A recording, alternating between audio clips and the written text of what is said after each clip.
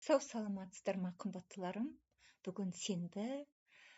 Сенбіде жақсы демалыс болсын. Күндеріңізге сәттілік тіледім. Таңда жазылған өлеңімді оқып берейін. Сөз қадірі киелі. Әдемі сөйле әр күнде. Күлімдеп көктем келді ғой. Бағалай білші өмірді.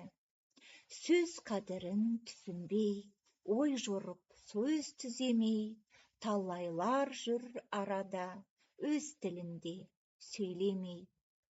Түлкі арлан бола ма, қылымсып жүрсе әр күні. Алдап соғып әркімді, айтар сөзі әр түрлі. Ел ішіне қарасаң, аңға ұқсаған кей адам. Алдап жүріп әркімді, басты күнәға батырды. Бақ қарайды әркімге, адал жүрсе әр күнде. Бақыт қоса келеді, жақсылық жасап үйренсе.